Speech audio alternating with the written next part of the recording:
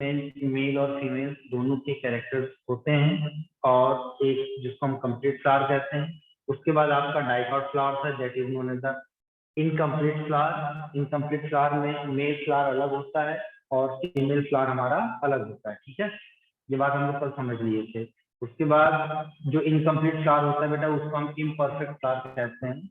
और फ्रूट्स के बारे में तो हम लोगों ने पढ़ ही लिया है बहुत डिटेल में, हमने मॉर्फोलॉजी वाले टॉपिक में। उसके बाद पॉलिनेशन भी हमने पढ़ा है, पॉलन ग्रेन के बारे में हम पढ़ेंगे आज डिटेल में, ठीक है। तो यहाँ पर रिप्रोडक्शन फ्लावरिंग प्लांट, ठीक है, ये सब आपको बाद में समझाया जाएगा। बट आप ये देखिए कि इसका डायग्राम जो है बहुत ही क्लियर एंड विजिबल डायग्राम है यहाँ पे, है ना। हम इन सब के ऊपर इस डायग्राम जो आपको दिख रहा है, ये सारा डायग्राम बहुत डिटेल में हम आपसे डिस्कशन करेंगे। तो चलिए आप लोग हेडिंग डालिएगा रिप्रोडक्शन फ्लावरिंग प्लांट्स में कि जो एंड्रोशियम की बात हम कर रहे थे, एंड्रोशियम की जो हम बात कर रहे थे, एंड्रोशियम में जो इसको हम बोलते हैं male sexual part, that is known as the stamen. और इस स्टैमेन के अंदर मैंने बताया था क्या होता है बेटा, जैसे ये इसका क्या है, फ्लावर का थैलेमस है, फ्लावर का ये थैलेमस है, और इस थैलेमस से यहाँ से निकल रहा है क्या आपका, ये फिलामेंट निकल रहा है, और इस फिलामेंट से लगा हुआ क्या होता है बेटा, यहाँ से लगा हुआ होता है आपका क्या, एंथर। क्या लगा होता है, ये एंथर। तो this is the thalamus, this is the thalamus, this is the filament and this is the anther. मैंने कल बताया था आपको कि हमारा ये जो एंथर होता है, एंथर हमारा बाइलोब होता है, ठीक है। एंथर कैसा होता है, बाइलोब एंथर। और इस बाइलोब एंथर में, बाइलोब एंथर जो होता है, इस बाइलोब एंथर में क्या होते हैं मतलब दो दो करके पॉलन सैक होते हैं, पेयर्ड पॉलन सैक होते हैं। मतलब एक पॉलन सैक इसके पास, एक पॉलन सैक इसमें, मतलब एक जो है एंथर के लोब में दो पॉलन सैक होते हैं, इस तरीके से चार। तो आज हम इस पॉलन सैक का डिटेल स्ट्रक्चर हम देखेंगे, ठीक है। इसको हम पूरा स्ट्रक्चर देखेंगे। अगर हम इसको ऊपर से कट करके देखें, अगर हम इसको ऐसे ऊपर से कट करके देखें बेटा, तो हमें इसका स्ट्रक्चर कुछ इस तरीके से दिखाई पड़ेगा। ध्यान से देखना, बहुत ही इंपॉर्टेंट जो है ये स्ट्रक्चर। तो TS of internal structure of anther आप कहीं डालेंगे, कुछ ऐसे होता है, देखिए ऐसे ये आपका हो गया।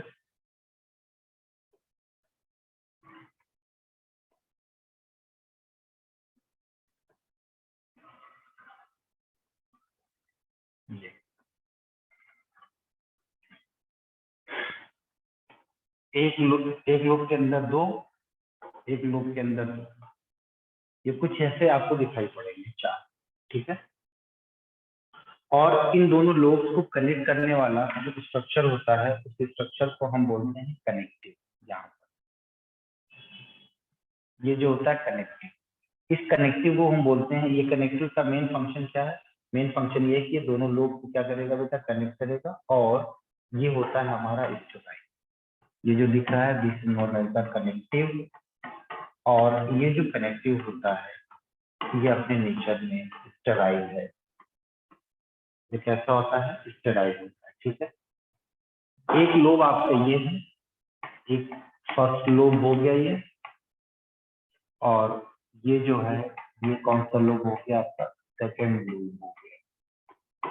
ये सेकेंड लोब, दो लोब हो गए, क्या हो गया, दो लोब हो गए। और इसको हम बोलते हैं माइक्रोस्पोरेंजिया, जो आगे चल करके हम इसको पॉलन सैक कहना शुरू कर देते हैं, ठीक है। This is the microsporangia, this is the microsporangia, जो आगे चल करके क्या कहलाता है, पॉलन सैक। आगे चल करके क्या बोलते बेटा, पॉलन सैक, ठीक है।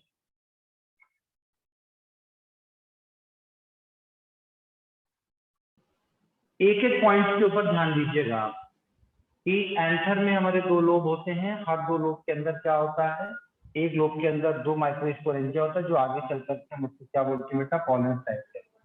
इस स्ट्रक्चर की तरह बहुत ध्यान से देखिएगा, ठीक है, ठीक है। तो अब हम आपको बताएंगे internal structure of anchor.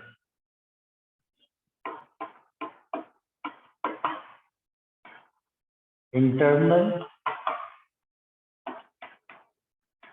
Structure of anchor, this is very most important, ये बहुत इंपॉर्टेंट है। इंटरनल स्ट्रक्चर कह सकते हैं कि हम लोग जो पढ़ने जा रहे हैं वो है हमारा टीएस ऑफ एंकर। क्या है? टीएस ऑफ एंकर, ठीक है, टीएस ऑफ एंकर। अब यहाँ पे बच्चे हमने क्या करना है, डायग्राम बनाना है। हमारे साथ डायग्राम बनाइए, ठीक है।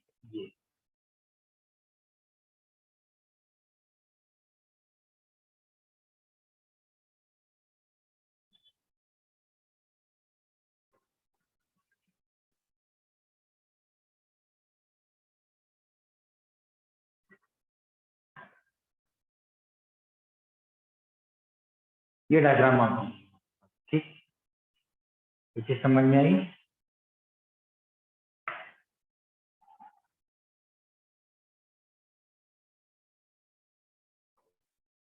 ठीक है, एक लोब ये हो गया, दूसरा लोब ये हो गया। अब एक एक चीज देखेंगे। बीच में मैंने क्या बताया, यहाँ पर बीचों बीच में आपको बताया था हमने, यहाँ पर होता है कनेक्ट।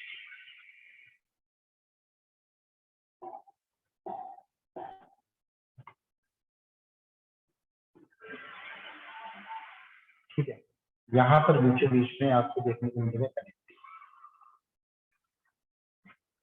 ये कनेक्टिव कैसा होता है, स्टेराइल, ठीक। और यहाँ पे आपको दिखेगा ये लोब, एक लोब ये है, आप क्या करते हैं, पॉलन क्या किया, माइक्रोस्पोरेंजियम, एक ये है, एक ये है, और एक, कितने हो गए आपके, 4। ठीक है, इसको थोड़ा सा अंदर बनाएंगे।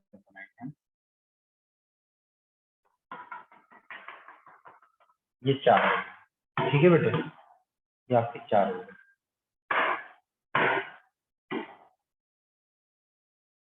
ये पहले आप बनाइए, सिंगल सिंगल करके, एक एक करके आपको बनाना है, ठीक है। ये बन गया आपका,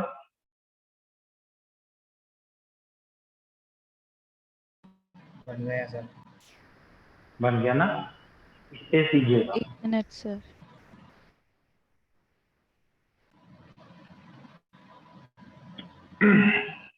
यहाँ से यहाँ तक का जो स्पेस आपको दिख रहा है, यहाँ से यहाँ तक की जो खाली जगह स्पेस आपको दिख रहा है, ये खाली जगह एक्चुअल में है नहीं। इसको पूरे को हम बोलते हैं एंथर वॉल। क्या बोलते हैं? इसको हम कहते हैं anther wall. This is called the anther wall. Actual में जो एंथर वॉल होती है वो 4 लेयर की बनी हुई होती है, लेकिन यहाँ पर बेसिकली यहाँ तक थिकनेस को हम एंथर वॉल कहते हैं। इसमें 3 लेयर, सबसे बाहर की तरफ जो लेयर होती है, सबसे बाहर की तरफ की लेयर को हम कहते हैं एपिडर्मिस। यहाँ पर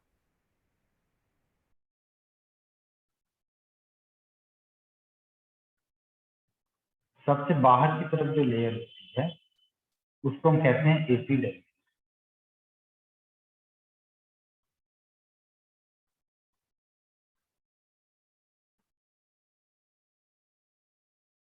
कौन सी लेयर है ये आपकी? एपिडर्मिस। ये लेयर आपको दिख रही है, ये सबसे बाहर की तरफ जो लेयर होती है दैट इज ना एपिडर्मिस। और ये एपिडर्मिस आपकी फ्लैट सेल्स की बनी हुई होती है, सिंगल लेयर। ये ध्यान से समझना, एपिडर्मिस आपकी सिंगल लेयर है और फ्लैट सेल की बनी हुई है। ठीक है, यहाँ पर डॉट डॉट लगा दें तो ये क्या हो जाएगा, इसका न्यूक्लियस हो जाएगा। ये तो बात की बात है, आप लगाना चाहें लगाएं, नहीं लगाना चाहें ना लगाएं, बट आपका कंसेप्ट क्लियर रहना चाहिए।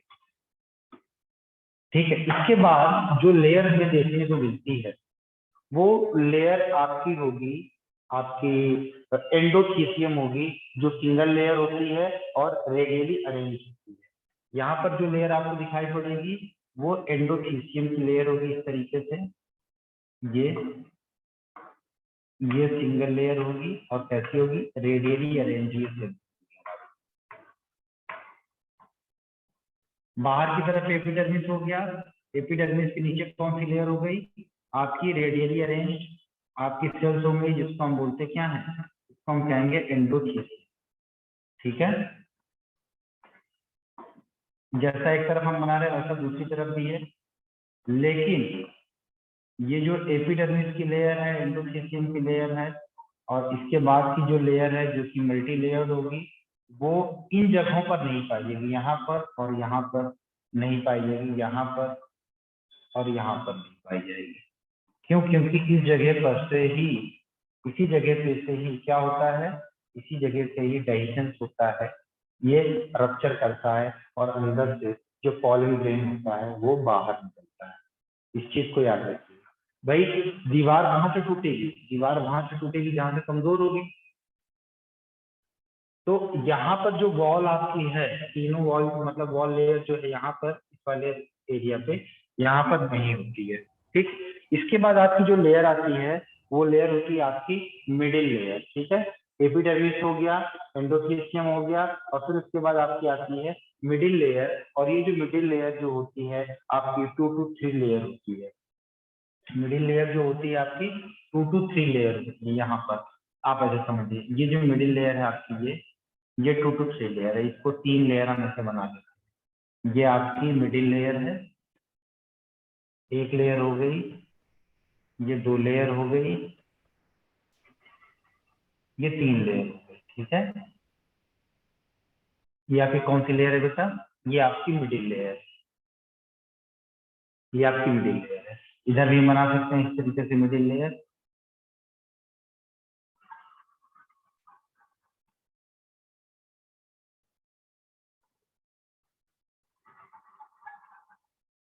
हमने क्या बताया, ये 2 to 3 लेयर ठीक होती है। ये मिडिल लेयर, ये तीसरी लेयर होगी। मिडिल लेयर के बाद आपको जो लेयर दिखाई पड़ेगी वो पिरामिड शेप की लेयर होती है, जिसको हम बोलते हैं टपेटा। क्या बोलेंगे बेटे उसको हम कहेंगे टपेटा। यहाँ पर जो पिरामिड शेप की लेयर होती है, ये इस तरीके से इसका अरेंजमेंट होता है।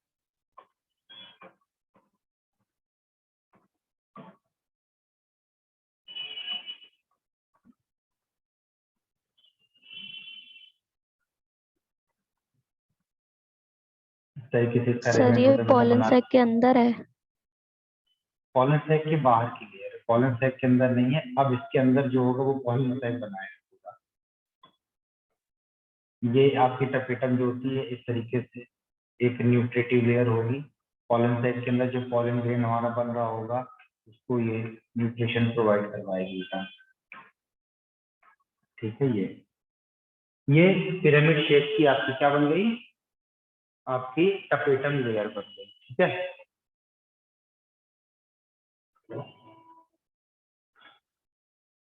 अब देखिए यहाँ पे इसका सबका हम नामकरण कर लेते हैं, नाम लिख लेते हैं। नाम क्या लिखेंगे, देखिए सबसे बाहर की तरफ जो लेयर हमें दिख रही है वो है हमारी एपिडर्मिस। ये लेयर हमारी है एपिडर्मिस। एपिडर्मिस कैसी है, single layer of flat cell. It is a single layer of flat cell.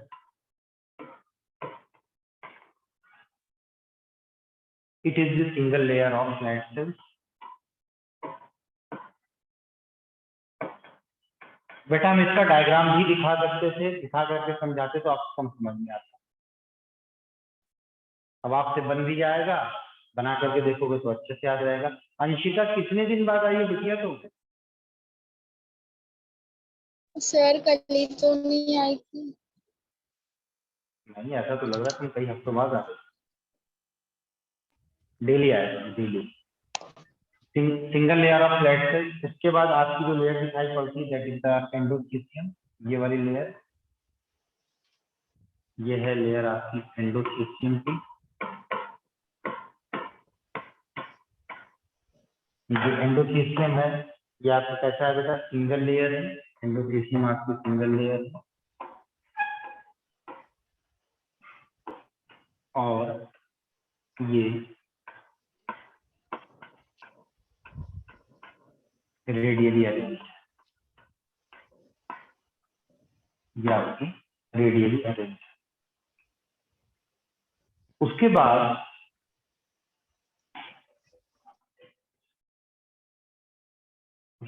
ये जो रेडियली अरेंज है, इसके अंदर थिकनिंग पाई जाती है।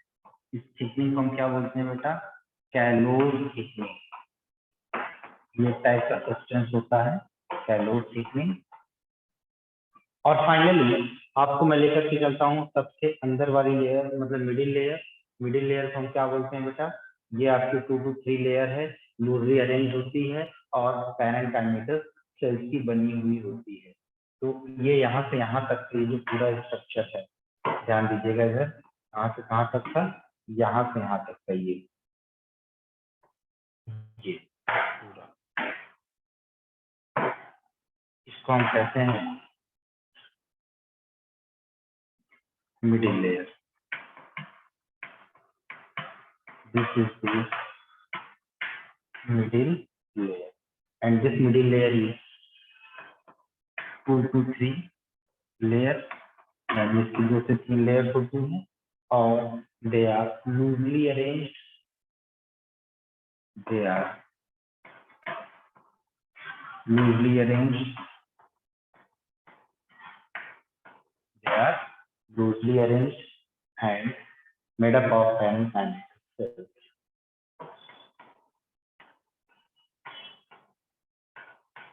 Made up of parenchymal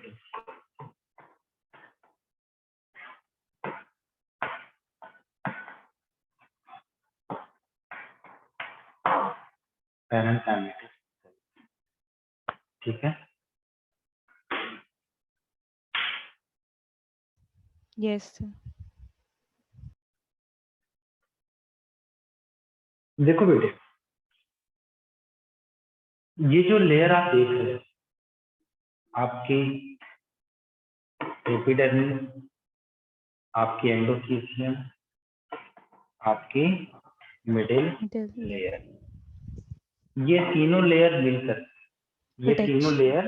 मिल करके क्या बना जाती है बेटा, ये फाइब्रस हो जाती है। ये क्या हो जाती है बेटा, ये फाइब्रस हो जाती है, ये हो जाती है फाइब्रस और डेहिशंस में हेल्प करती है। ठीक है, जब ये फाइब्रस हो जाएंगी, ज्यादा थिक हो जाएंगी और इस पॉइंट पर, ये वाला जो पॉइंट आप देख रहे हो, इस पॉइंट पर ये तीनों लेयर नहीं होती है यहाँ पर, यानी कि फाइब्रस थिकनिंग यहाँ पर नहीं होती है और इस वजह से ये वाला पॉइंट क्या होता है, एंथर का वीक होता है। और जब डेहिशंस होता है, डेहिशंस का मतलब क्या होता है कि पॉलन सैक का क्या होना, रप्चर होना और अंदर से पॉलन ग्रेन का बाहर निकलना। तो ये वाला जो पॉइंट दिख रहा है, this is known as the point of dehiscence. This is the point of dehiscence. और एपिडर्मिस, एंडोथेलियम, मिडिल लेयर मिलकर क्या बना जाता है, फाइब्रस हो जाती है। ये जब डेहिशंस का टाइम आता है, at the time of dehiscence they become fibrous, चलो इसका डायग्राम फटाफट बनाओ, इसके बारे में और भी चीजें हम आपको फिर क्लियर करते हैं। Yes, sir. अब देखो एक चीज यहाँ पे खास, ये डायग्राम थोड़ा सा डेंजर सा लग रहा है लेकिन बहुत आसान डायग्राम, टेंशन बिल्कुल नहीं लेना है, आपको एक एक करके बनाना है, बोर्ड एग्जाम में आपको पूछ भी सकता है। ठीक है, नीट के लिए तो इम्पोर्टेंट बहुत ज्यादा है ही। अब देखो बेटे, यहाँ पे एक खास बात ये है कि ये जो टपेटम आपको दिख रहा है, टपेटम की बात हम बताने जा रहे हैं। दिस इज द टपेटम, ये क्या है हमारा, ये है टपेटम। ये जो लेयर दिख रही है, इस लेयर को हम बोलते हैं बेटा टपेटम। ठीक है, टपेटम के लिए ये है कि टपेटम सेल्स आर थिक। ये जो टपेटम सेल्स है ये कैसी है बेटा, ये tapetum cells are thick with cytoplasm. इसके अंदर साइटोप्लाज्म भी होता है। ठीक है, पहली चीज। दूसरी चीज क्या है इसके साथ कि ये जो टपेटल सेल्स है या टपेटल सेल्स है, ये टपेटल सेल्स आपकी मल्टी न्यूक्लिएट होती है। मल्टी न्यूक्लिएट कैसे बनी? Due to the endomitosis, due to the endomitosis. Endomitosis होने की वजह से हमारा जो टपेटल सेल्स है ये कैसा हो गया? मल्टी न्यूक्लिएट हो गया। इसके अंदर ढेर सारे सेल्स हमको देखने को मिले। ठीक है, अब और खास बात क्या टपेटल सेल्स की? इस टपेटल सेल्स में, इस टपेटल सेल्स से क्या होता है? न्यूट्रिशन मिलता है। तो it is a nutritive layer. ये सब नीट में पूछा गया क्वेश्चन है बेटा, सब लिखते हुए चलिए। ये क्या है हमारा? ये है हमारा न्यूट्रिटिव लेयर।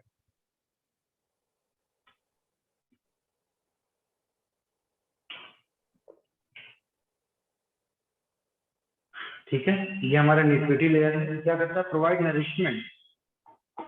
इट प्रोवाइड, देख लीजिएगा, it provide, it provide nourishment to developing microspore,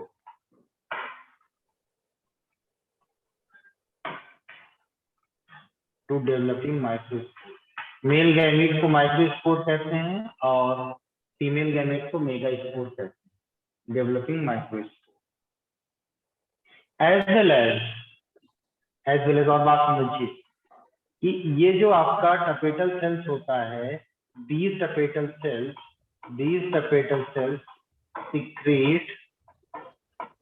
secrete enzyme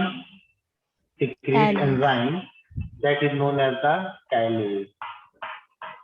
ये कैलेज नाम का एंजाइम सिक्रेट करता है। और कैलेज नाम के एंजाइम का काम क्या होता है पता है?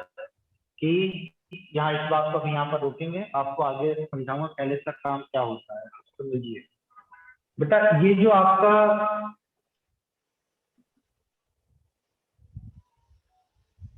ये टपेटल सेल्स है, इसके अंदर आपको कुछ सेल्स आपको देखने को मिलती है इस तरीके से बना है। हो जाए ये सर्कुलर सेल्स आपको देखने को मिल रही है।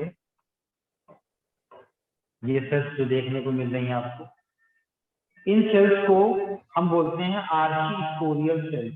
ठीक है, इस कंप्लीट स्ट्रक्चर को टपेटल सेल्स और प्लस ये जो आर्चीस्पोरियल सेल्स है, ध्यान समझिएगा, ये जो सेल्स हमारी हैं ये है हमारी आर्चीस्पोरियल सेल्स।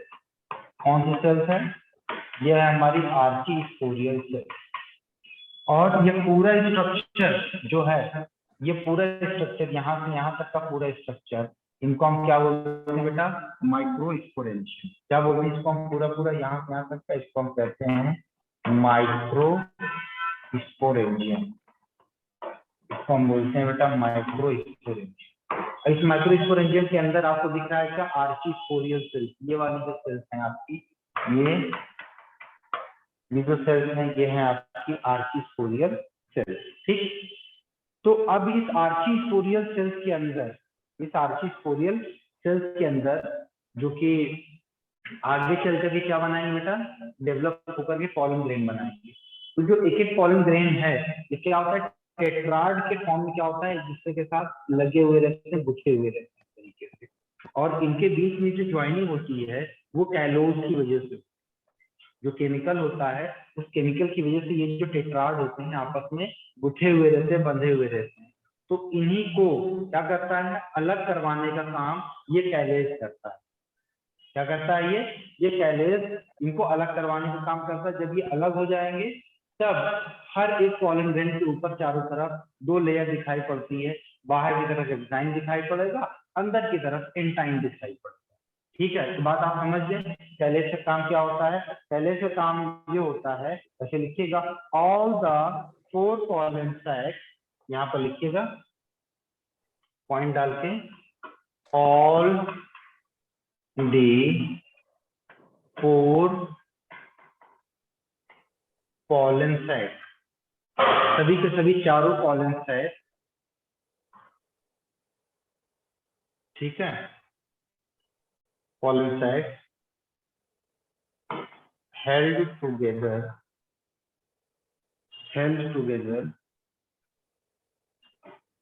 by callus।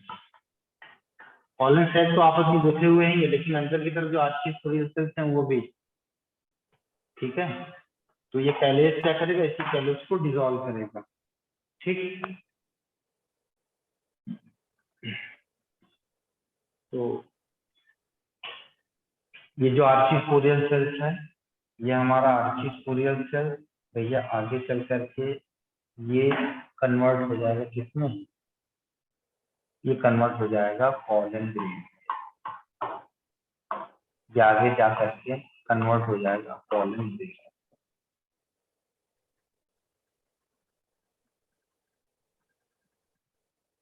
इस बात को समझिए।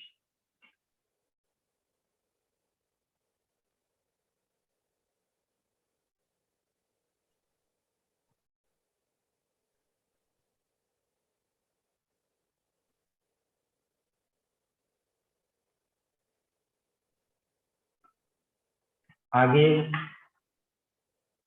ये देखो, आगे क्या होगा कि आर्चीस्पोरियल सेल्स के अंदर डिवीजन होगा। आप देखोगे आगे चल करके यहाँ पर आपको अलग अलग स्ट्रक्चर दिखाई देगा। इस अलग अलग स्ट्रक्चर को हम बोलते हैं MMC। यह है आपका micro spore, not mega spore, it's a micro spore, क्योंकि ये हम मेल की बात कर रहे हैं, अगर फीमेल की बात करते तभी मेगा हो जाता है।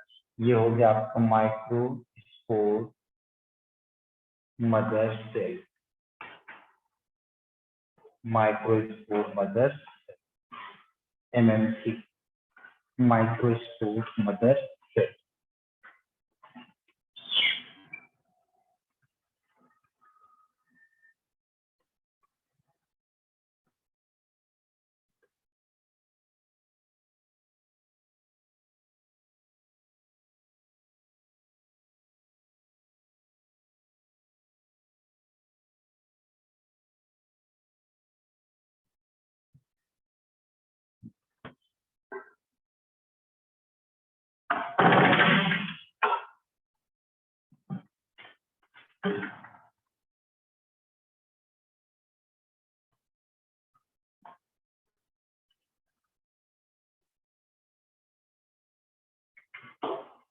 टपेटम की बात को थोड़ा सा और हम आगे बढ़ाते हुए बताएंगे, क्योंकि टपेटम से बहुत बार सवाल पूछा। देखिए बहुत इंपॉर्टेंट है,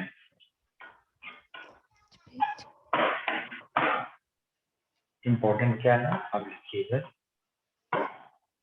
बेटा। टपेटम ये दिखाई पड़ रहा है जो मैं लिख रहा हूँ, यस दिख रहा है। टपेटम प्रोड्यूस, एक नाम है स्ट्रक्चर इसका, कहते हैं यूबिश बॉडी। कौन सी बॉडी, यूबिश बॉडी।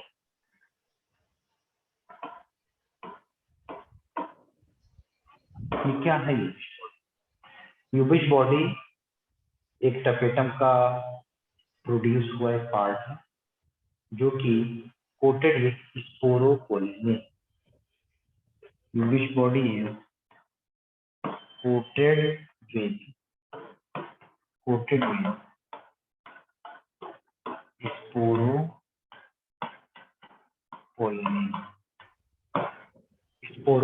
से कोटेड होता है। And this is the very important thing which we have to learn, which we have to remember, that sporopollen is the most resistant substance in the living world. Sporopollen is most resistant substance in living world.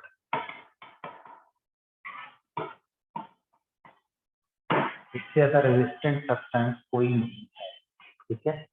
And this sporopollenin makes the enzyme of pollen grain.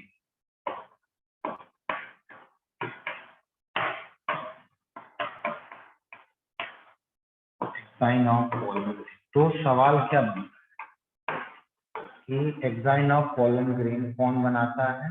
Exine of pollen grain बनाता है आपका टपेटा, है ना। Exine of pollen grain कौन बनाता है? वो बनाएगा टपेटा, बिकॉज स्पोरोपोलेनिन का सिक्रेशन कौन करता है या कोटेड रहता है किसके थ्रू? आपके यूविश बॉडी। ठीक, अब यही टपेटा क्या होता है, आपने कभी चाइना रोज को हाथ से टच किया है?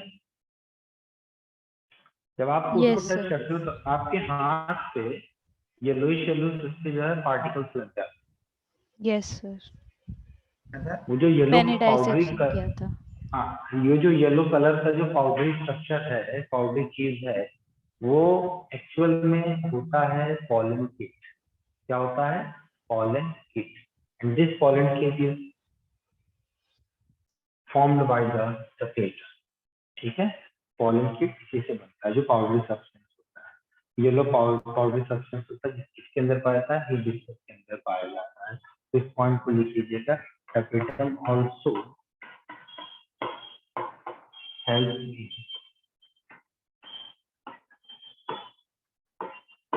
formation of pollen kit।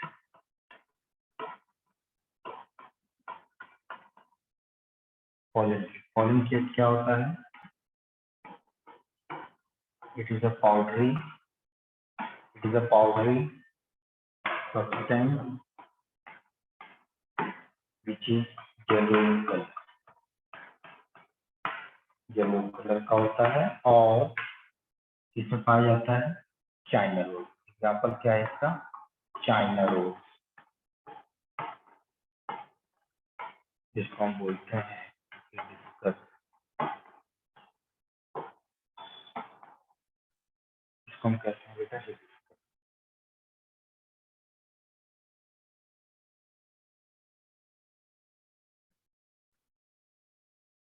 This tapetum is of two type. ये जो टपेटम होता है ये दो टाइप का होता है। कौन कौन सा? एक तो होता है ग्लैंडुलर, जो सिक्रेटरी नेचर का है, जैसा भी आप यहाँ पर देख रहे हैं। ये आपका एडवांस होता है, ये एडवांस टाइप, ये एडवांस टाइप। दूसरा होता है अमीबॉइड। अमीबॉइड टपेटा, इसको हम प्लाज्मोडियल, ये प्रिमिटिव है। ये कैसा है? ये प्रिमिटिव है।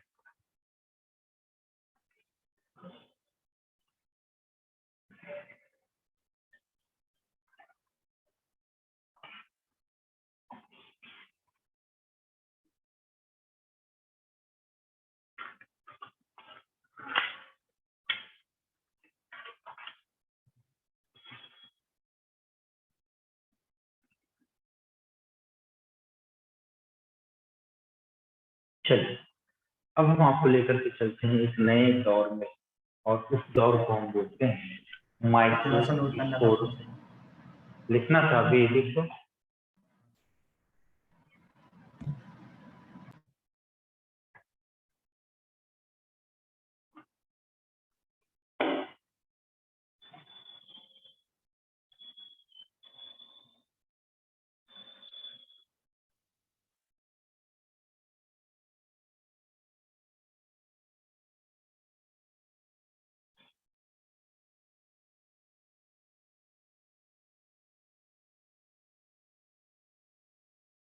चलो बेटे, अब चलेगा हमारा माइक्रो स्पोरो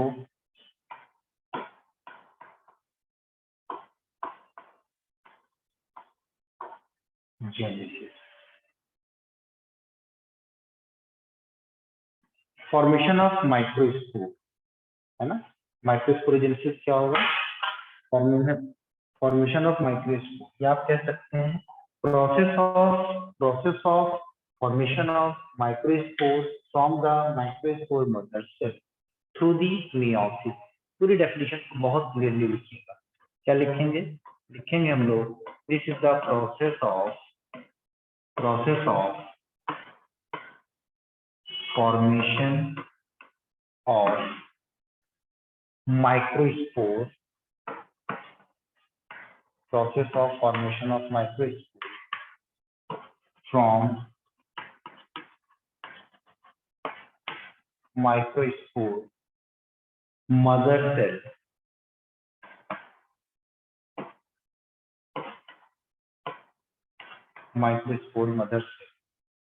by the meiosis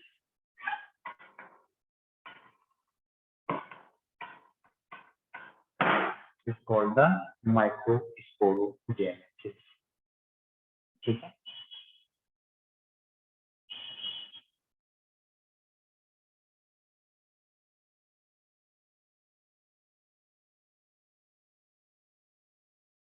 तो ये जो माइक्रोस्पोरोजेनेसिस होता है, यानी कि स्पोर का जो फॉर्मेशन होता है, स्पोर का फॉर्मेशन मोनोकॉट्स में अलग टाइप का होता है, डाइकॉट्स में अलग टाइप का होता है। ठीक है,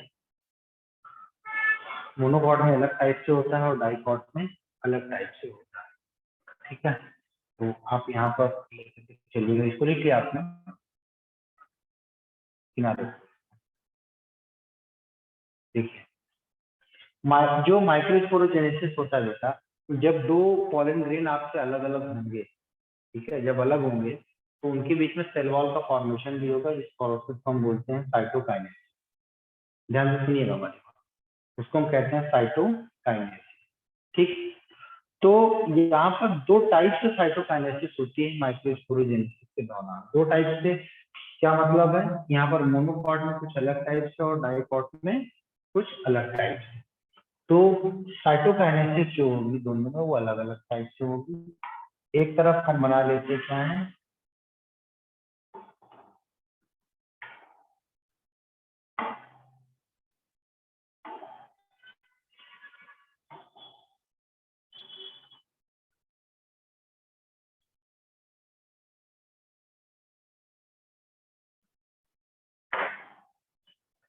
मोनोकॉट,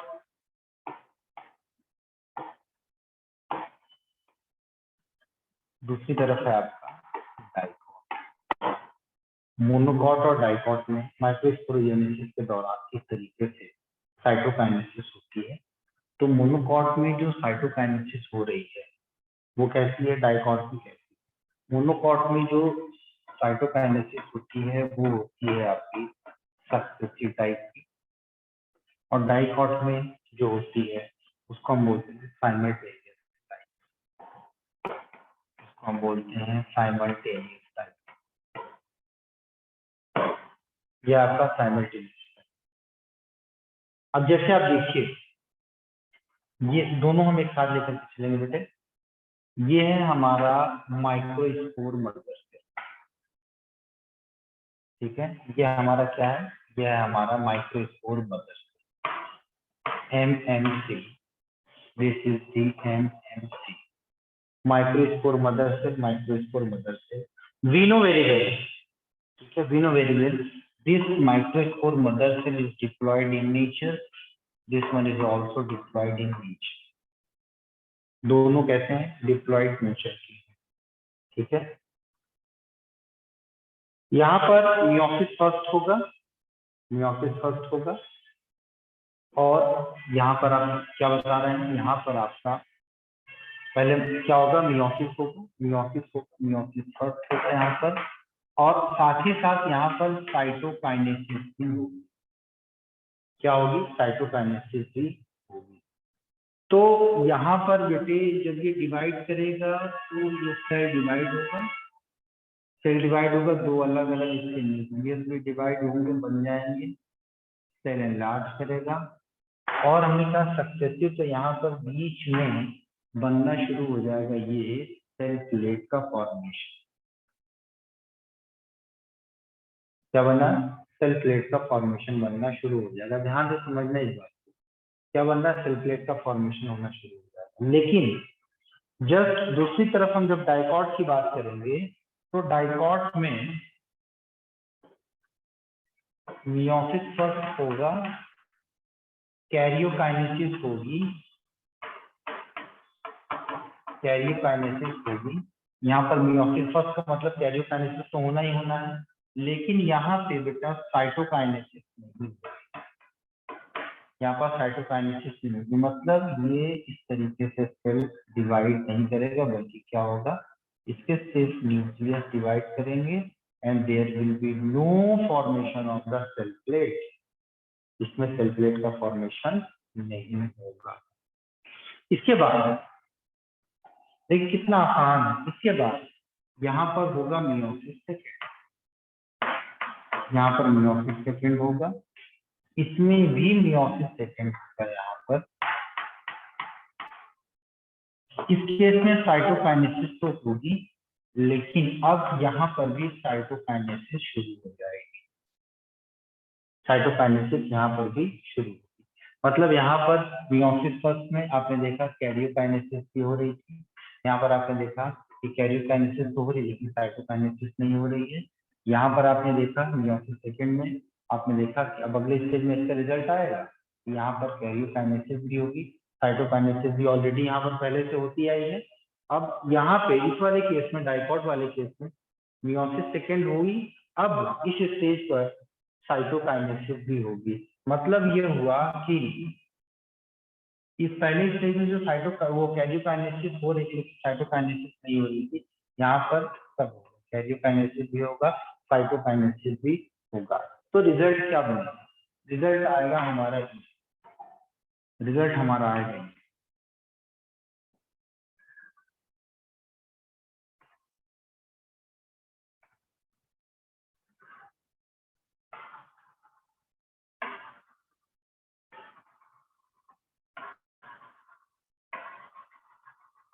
ये इस तरीके से। आपका क्या बनाएगा?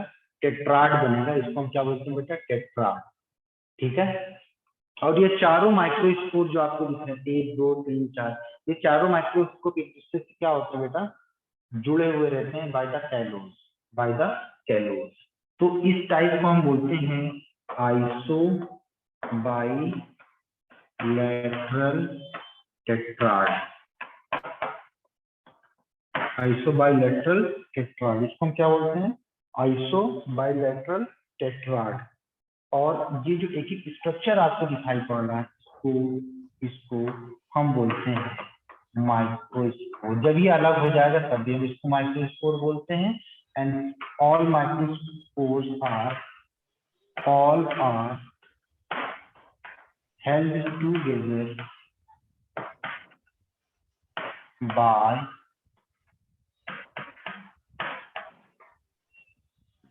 by the callose. ठीक है। ये जो टाइप है, ये जो है आपका, इसको हम एडवांस मानते हैं। ठीक है। अब यहाँ पे क्या होता है? ये तो मोनोकॉट केस की बात हो गई। आइसो बाइलेटरल एक टाइप का टेट्राड है, जो किसका स्ट्रक्चर है बेटा? जो किसका कैरेक्टर है? मोनोकॉट का है। ये याद रखना है इस बात। इसके बाद यहाँ पे क्या हो रहा है? जो डाइकॉट वाली बात है, डाइकॉट वाले में होगा ये कि यहाँ पे जो आपको टेट्राड मिलेगा वो कुछ इस तरीके से मिलेगा, ऐसे।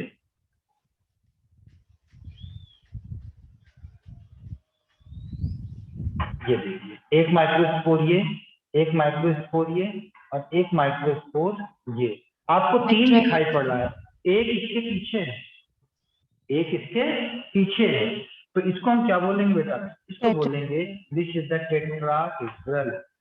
शाबाश बेटा, इसको हम बोलेंगे टेट्राहेड्रल। ये टेट्राहेड्रल टाइप का। ठीक है। 3 in front end 1 in back. 3 in front, 1 in back. 3 in front,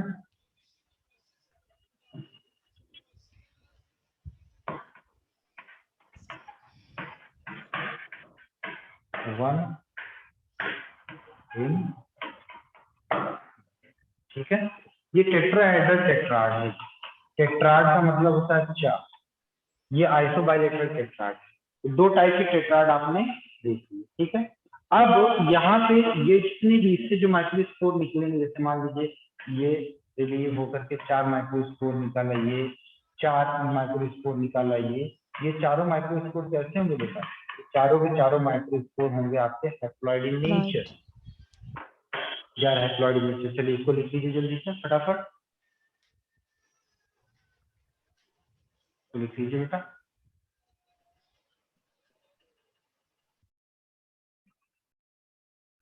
ये जो दिख रहा है ये है आपका,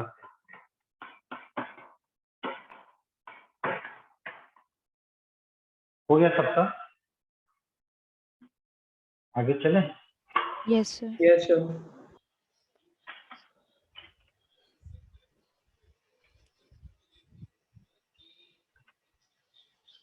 एक प्लांट है जिसका नाम है एरिस्टोलोकिया एलिगेंस। क्या नाम है? बोलो बोलो, एरिस्टोलोकिया एलिगेंस। एक प्लांट है, इंपॉर्टेंट करके लिख लीजिएगा। एक प्लांट है, इसका नाम है एरिस्टोलोकिया एलिगेंस। इसके अंदर 5 टाइप के टेट्राड पाए जाते हैं। कितने टाइप के? 5 टाइप के टेट्राड पाए जाते हैं। ये दोनों तो पाए जाते हैं, कौन कौन से? Iso bilateral, tetrahedral, T shaped, ठीक है, और आपका मिलता है इसमें, ये पहला हो गया, ये दूसरा हो गया, तीसरा जो होता है उसको हम बोलते हैं लीनियर। लीनियर में क्या होता है? ये इस तरीके का टेट्राड होता है, सब एक लाइन में, चारों टेट्राड, 1 2 3 और 4, ये इस तरीके से सब एक लाइन में होते हैं, ये लीनियर हो गया, ये लीनियर हो गया। उसके बाद आपका चौथा नंबर आता है इसका टी शेप का। टी शेप में कैसा होता है? टी शेप में बिल्कुल ऐसे,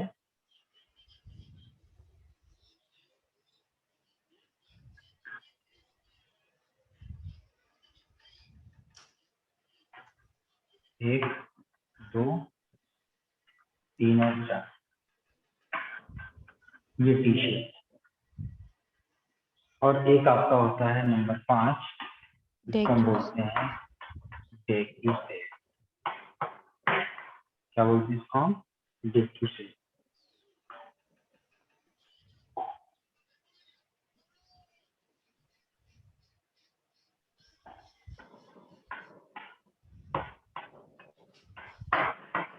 डेक्यू शेप, डेक्यू शेप कैसा होगा? इसका डायग्राम बहुत खूबसूरत सर सर्कल ऊपर 2, नीचे 1 और चौथा पीछे। आप इसको ऐसे दिखा सकते हैं। हाँ, आपने सही कहा, आप इसको ऐसे दिखा सकते हैं। आप 5 शब्दों में जैसा मैं बताने वाला हूँ ऐसे।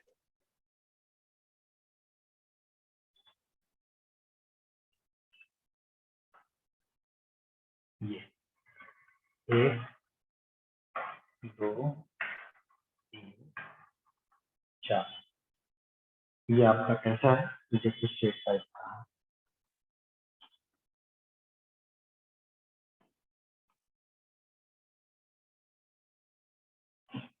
ठीक है, चलो इसको सब पूरा बना लो, लिख लो।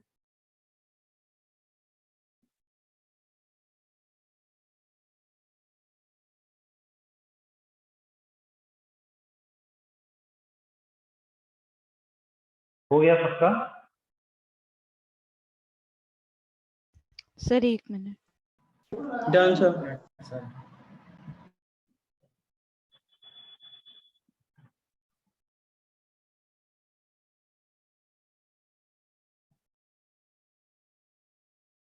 You know what is the meaning of stratified? नहीं जानते? स्ट्रेटिफाइड का मतलब क्या होता है? Deepti, what is meaning of stratified? Saloni आप बताओ बेटा, स्ट्रेटिफाइड का मतलब? धनंजय, अंकुर, कीर्ति, सब बताओ। लेयर्ड होता है क्या? Layered, exactly multi layered form stratified. शाबाश। तो now we are going to talk about the pollen grain.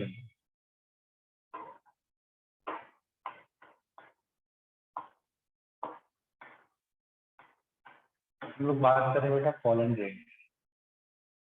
हमारा जो पॉलन ग्रेन होता है वो कैसा होता है बेटा, इसका शेप कैसा होता है, इसका शेप होता है स्फेरिकल। इसके शेप की बात करेंगे तो इसका शेप है स्फेरिकल। पहला पॉइंट स्फेरिकल है, बहुत माइन्यूट होता है। इसके डायमीटर की बात करेंगे, हम सबके नहीं, इन जनरल स्टडी की बात कर रहे हैं, 25 to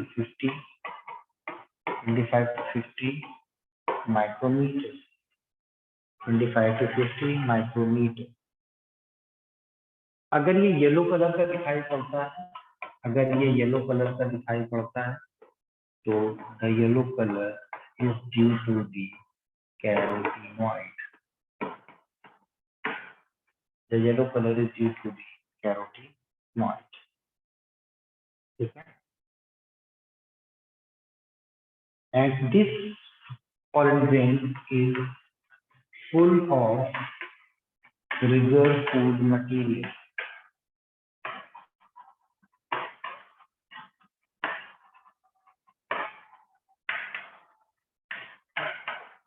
इसके अंदर रिजर्व फूड मटेरियल क्या होता है, फुल होता है, भरा हुआ होता है, utilized as food supplement. This is utilized as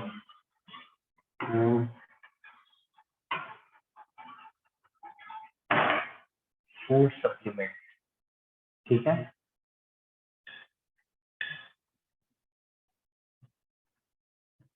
अगर कोई एथलीट बॉडी है, कोई एथलीट पर्सन है, कोई हॉर्स है, अगर हम उसको पॉलन ग्रेन खिलाते हैं तो उसकी जो एफिशिएंसी होती है, दौड़ने की, काम करने की जो क्षमता होती है वो बढ़ जाती है।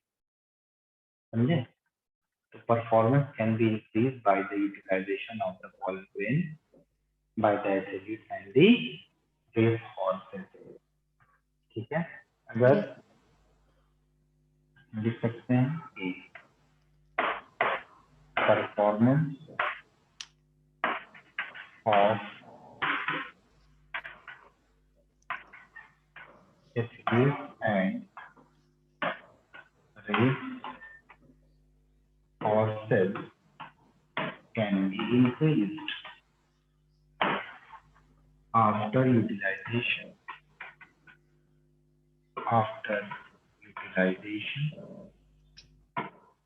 of pollen grain. Utilization of pollen grain. ठीक है, the important point, one of the important points is that study of pollen grain is known as, बताएगा कोई?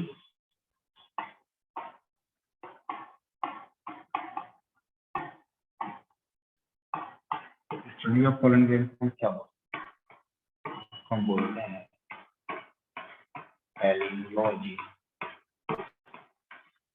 This is called the palynology.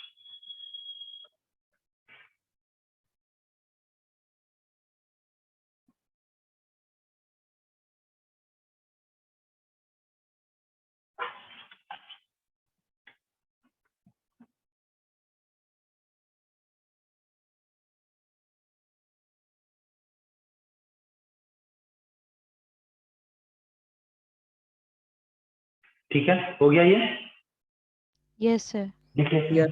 देख बेटा, आगे देखो, मैं बताने वाला हूँ कि पॉलन ग्रेन या पॉलन बॉल जो, तो पॉलन ग्रेन की जो बॉल होती है, pollen grain ball is stratified. What is the meaning of stratified? It means the layer, the wall is layered. The wall is layered. और इस लेयर्ड वॉल को हम बोलते हैं known as स्पोरोडर्म, या इसको हम बोलते हैं स्पर्मोडर्म। स्पोरोडर्म या स्पर्मोडर्म। ठीक है, this स्पर्मोडर्म is consist of consist of two layers. First one is known as the outer and second one is known as the inner. ठीक है, आउटर वॉल को हम बोलते हैं एक्साइन, एक्साइन, ठीक है, क्या बोलते हैं, एक्साइन, और इनर वाली को हम बोलते हैं इंसाइन। अंदर वाली को क्या बोलेंगे बेटा हम, इंसाइन। The exine composed of, the exine composed of, अभी मैंने बताया था, इसको हम बोलते हैं स्पोरोपोलेन। क्या बोलते हैं इसको हम, स्पोरोपोलेन, ठीक है। और ये स्पोरोपोलेन जो होता है, ये कैसा होता है, हार्ड होता है, और ये कैसा होता है, थिक होता है। और ये क्या करता है बेटा, ये कॉम्पेटिबिलिटी रिएक्शन प्रोवाइड करवाता है स्टिग्मा के साथ, ठीक है। एंड ये क्या प्रोवाइड करवाएगा, कॉम्पेटिबिलिटी रिएक्शन विद स्टिग्मा। भैया हवा में एक नहीं, दो नहीं, कई किस्म की जो है पॉलन क्या कर रहा है, उड़ रहे हैं, है ना। तो ये बताओ, अगर कोई पॉलन हिबिस्कस का पॉलन उड़ करके हवा से आपके रोज के स्टिग्मा पर आकर के गिर गया, तो क्या वो रोज के फ्लावर में क्या हिबिस्कस का फ्लावर खिल जाता है क्या? नहीं, ऐसा नहीं होता है ना। तो यहाँ पर क्या होता है, इंटरेक्शन होता है स्पोरोपोलेनिन का और किसका, स्टिग्मा के बीच में क्या होता है, कॉम्पेटिबिलिटी रिएक्शन। जैसे हम कहते हैं कि एक बफलो का हम स्पर्म लेते हैं और उसको हम मदर काउ के अंदर इंसर्ट करते हैं, या किसी गोट के अंदर इंसर्ट करते हैं, फीमेल गोट के अंदर, तो क्या वहां से बफलो पैदा होगा? नहीं, क्योंकि उस कंडीशन में ये ऐसा होता है कि स्पर्म और ओवा के बीच में भी कॉम्पेटिबिलिटी रिएक्शंस होते हैं। तो जैसे एनिमल्स बनाए जाते हैं, नई स्पीशीज बनाई जाती हैं, वो कैसे बनते हैं? हाँ बेटा, उसमें जो हाइब्रिड बनते हैं, वो हाइब्रिड जो वाइगर बनते हैं वो स्टेराइल होते हैं, लेकिन वो अभी उतने सक्सेसफुल बने नहीं। जैसे टाइगर और लॉयन को मिला करके क्या बनाया था, टाइगॉन बनाया गया था। हाँ, गधे और घोड़े को मिला करके हिरनी और म्यूल बनाया गया, लेकिन हिरनी और म्यूल कैसे थे, स्टेराइल, ठीक है। मैं इन केस ऑफ नेचुरल की बात, तो कॉम्पेटिबिलिटी रिएक्शन विद स्टिग्मा, ठीक है। और ये जो आपका एंजाइम है, ये जो आपका एंजाइम है, it is a type of protein. क्या है, it is a type of protein, और इसकी दो सब लेयर्स होती हैं। ध्यान दीजिएगा, इस एंजाइम की दो सब लेयर, इसकी दो सब लेयर होती हैं, एक आउटर और एक इनर। जैसे पेरिकार्डियम की दो लेयर देखे थे ना, एक आपका पेराइटल पेरिकार्डियम और एक अंदर वाला बेसल पेरिकार्डियम, लेकिन वो पेरिकार्डियम क्या था, आउटर लेयर। जैसे ठीक वैसे ही आप एंजाइम बाहर की लेयर देख रहे हो, एंजाइम की भी दो सब लेयर्स होते हैं, आउटर और इनर। आउटर वाले को बोलते हैं एक्ट एंजाइम, और इनर वाले को बोलते हैं एंड एंजाइम। एक एंजाइम है और एक क्या है, एक एंड एंजाइम, ठीक है। अब ये एक्ट एंजाइम के तीन बेसिक पार्ट्स होते हैं, तीन बेसिक पार्ट्स होते हैं एक एंजाइम के। एक होता है, इसको हम बोलते हैं टैक्सम। क्या बोलते हैं इसको हम, टैक्सम। एक होता है आपका बैक्यूलर, और तीसरा जो होता है उसको हम बोलते हैं फूट लेयर। क्या कहते हैं उसको हम, फूट लेयर। ये तीन इसके स्ट्रक्चर्स होते हैं, ठीक है।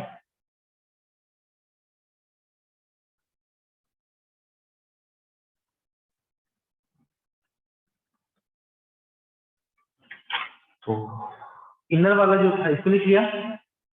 इनर वाला जो इंटाइन था उसमें हम क्या बता रहे हैं आपको, उसमें आप देखिए इंटाइन के केस में ये इंटाइन हमारा इनर है और ये बना होता है आपका पेक्टोसेल्यूलोज का, ये बना होता है पेक्टोसेल्यूलोज।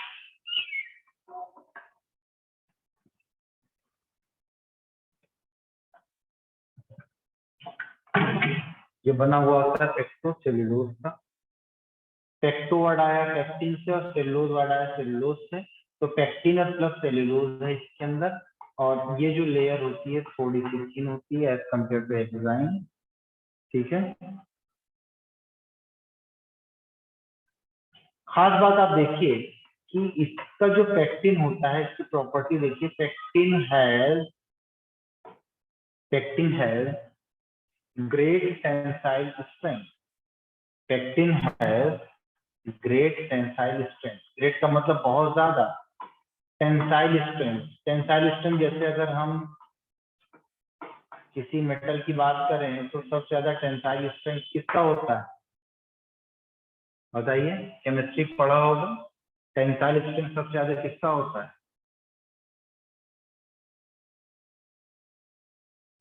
अब टेंसाइल सिल्वर का, कौन बोला ये? मैं शाबाश। Silver is a very very good conductor of the light.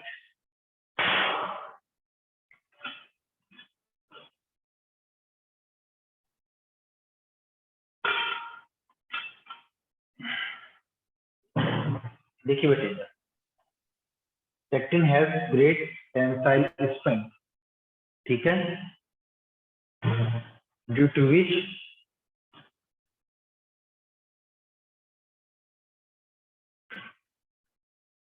लिख लेना इसमें, due to which it is utilized या it can be utilized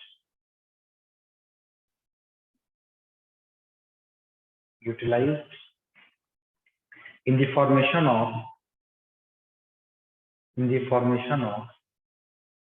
covering of pollen tubes, covering of pollen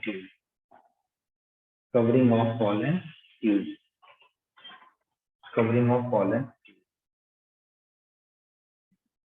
सबसे अंदर की तरफ लेयर जो है वो है एंटाइन।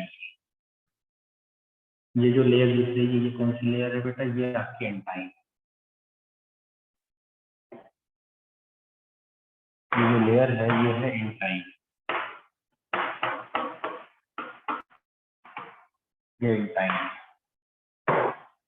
एंटाइन के ऊपर जो लेयर दिखाई पड़ेगी वो होगी एंडेक्साइन,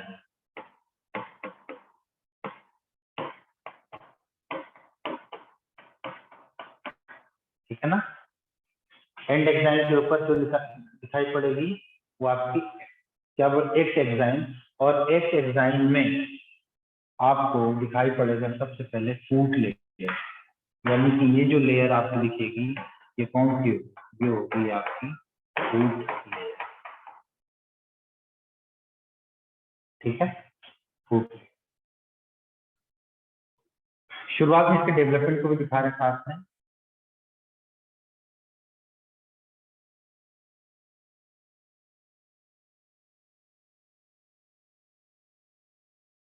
ठीक है।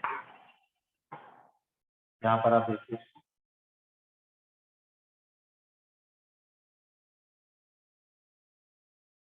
एक स्ट्रक्चर ऐसा दिख रहा है, दूसरा स्ट्रक्चर इसका ऐसा है, तीसरा स्ट्रक्चर इसका,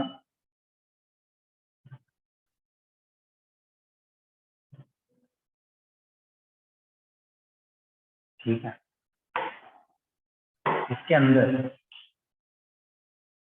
यहाँ पर कुछ सेल्स मौजूद होती हैं, टेक्टम सेल्स कहते हैं इसको, ठीक है। ये फूट लेयर हो गया, और ये जो लेयर दिख रहा है इसको हम बोलते हैं बैक्यूला, और ये जो दिखता है इसको हम बोलते हैं टेक्स्ट। तो ये तीनों मिल करके क्या बना ली आपकी एक्स एक्साइन, ये बना ली एक्स एक्साइन। ठीक है, यहाँ पे ये इस तरीके से कांटे जैसे स्ट्रक्चर निकल करके सामने आता है और फिर ये फाइनली इस तरीके से, मतलब ये अलग अलग स्ट्रक्चर आपको दिखाई पड़ते हैं। तो बहुत ज्यादा इसमें डिटेल नहीं देखना है, बस इतना सा आपको बताना था तो आप इसको समझ लीजिए आप।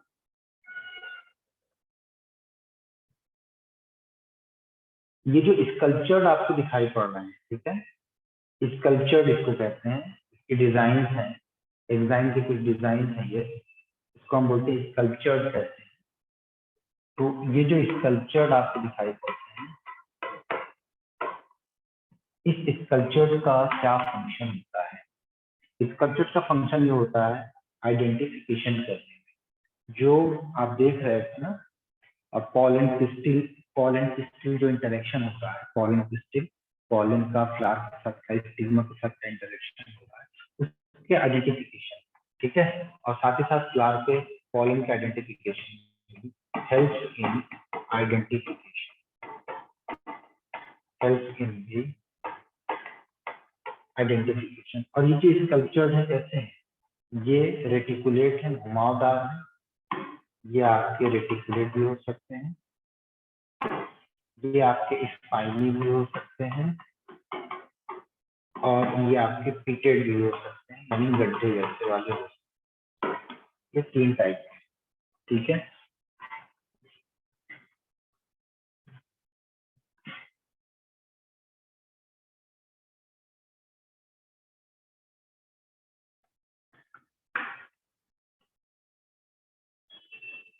तो अगर यहाँ पे हम एक पॉलन ग्रेन का स्ट्रक्चर बना करके देखें थोड़ा सा, तो कुछ हमें ऐसा दिखाई पड़ेगा। पॉलन ग्रेन, पॉलन ग्रेन कुछ ऐसा दिखाई पड़ेगा।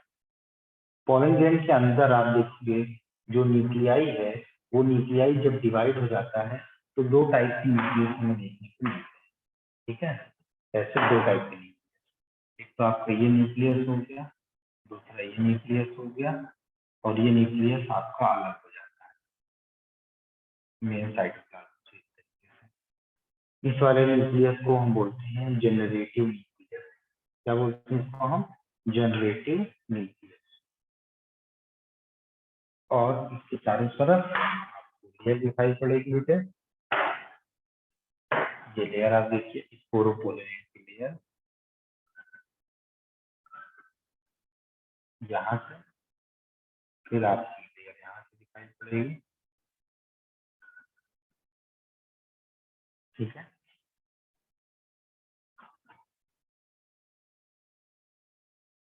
ये जो क्राउन जैसे स्ट्रक्चर दिख रहा है, this is called the exine, this is the exine, this is the exine, this is the exine, this is the enzyme, ठीक है, this is the enzyme and this is the generative nucleus।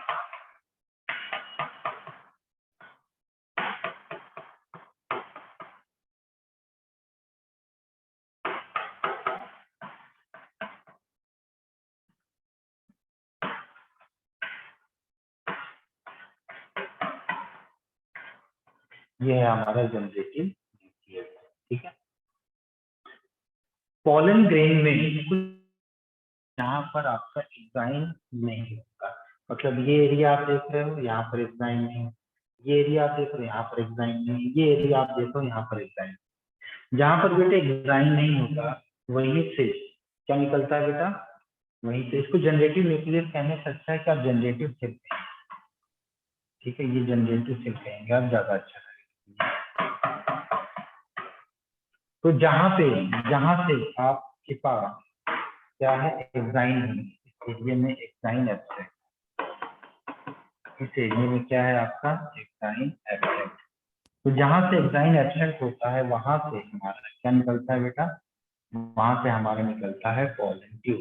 इस तरीके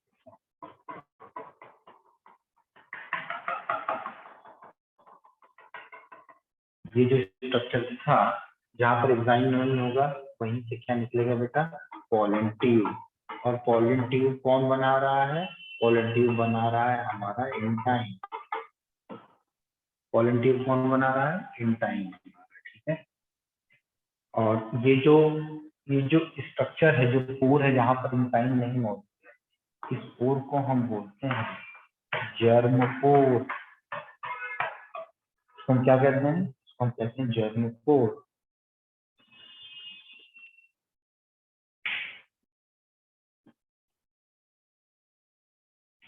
ठीक है, चलिए इसके बारे में कुछ और बहुत महत्वपूर्ण जानकारियां हमारे पास हैं, वो हम आपको कल देंगे। ठीक है,